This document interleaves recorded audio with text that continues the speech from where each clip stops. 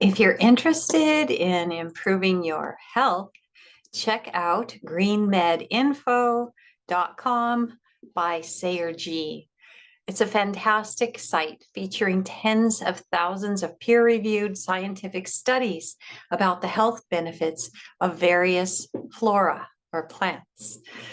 And it's all searchable by topic or by plant species.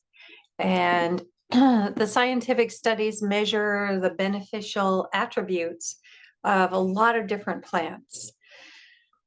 And all of that data about the qualities of plant species corroborates Ralph Waldo Emerson's 150-year-old words. Another fun website is eattheweeds.com with Green Dean. He shares information about many edible plants that you might otherwise have considered weeds. And he even offers recipes for how to prepare those plants. And so once you learn about the plants, you'll be able to forage for the good ones, save their seeds, and propagate them in your land if you like. Also, check out blogs for fun ideas like using your plant in cooking, medicines, creating body care products, how to harvest it, how to store it, all these kinds of things you can find on the internet. And let that information spark your imagination as you consider whether the plant you just researched is a valuable volunteer that you would like to keep in your garden or replace with something better. As the food forester, you get to decide what you want to grow. It's a privilege to know what you are looking at to make an informed decision. However, because plants can't tell us about themselves, we must make an effort to recognize them and learn about their qualities. So by meeting and greeting your volunteers, you will learn what jobs they do. You will be so glad you did because you will discover they may be valuable volunteers, providing food for us, food for animals, first aid or medicine, helping to improve and regenerate soil, or growing functional materials for crafts. Sometimes they're even just helping anchor soil on a slope.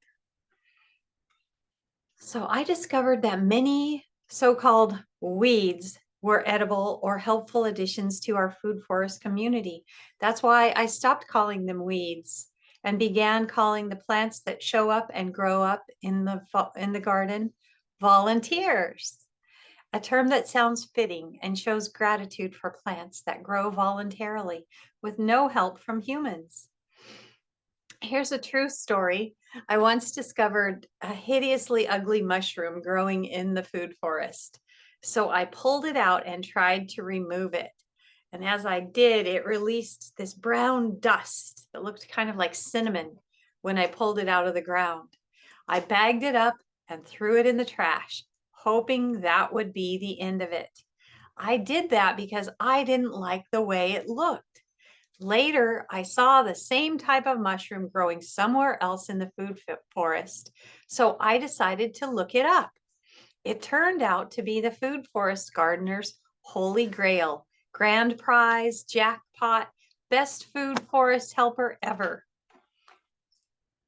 The Pistillus oryzus, mycorrhizal fungi. These ugly mushrooms were the fruiting heads of the mycorrhizal fungi. You see these in your garden? If you see these in your garden, you can hoot, holler, and jump for joy. A mycorrhiza is a symbiotic association between a green plant and a fungus, and I believe also animals.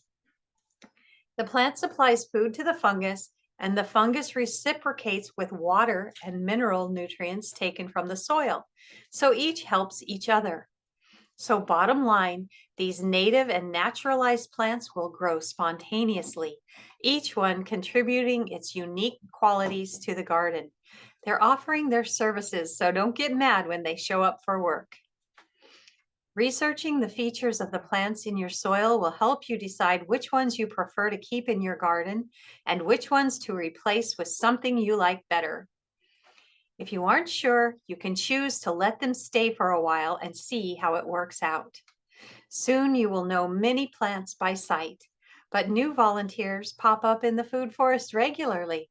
So when you meet them, get to know them and learn to recognize them as readily as if they were family and friends.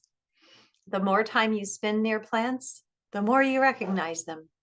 After a while, you learn how a plant looks, whether it is a seed, a tiny emerging seedling, a mature plant, a flower, a fruit, and even the roots will become familiar to you once you've seen them many times before. You'll even be able to look at a plant and tell whether that plant feels healthy or not, because you know how they are supposed to look when they glow with health. With experience, you can even tell what's wrong with the plant. Is it dry or overwatered? Is it overcrowded and lacking sunlight, or sunburned from too much sunlight?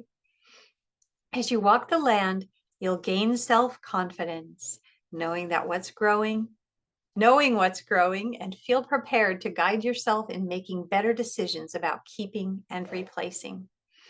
I see each plant as a living expression of our Creator God's imagination. They perform specific jobs as part of the overall forest community. As it brings its unique gifts, each plant receives what the forest gives to sustain it. Lots of receiving and giving happening in a food forest. And in our next section, we will look at some of the categories of volunteers that you will see on your food forest.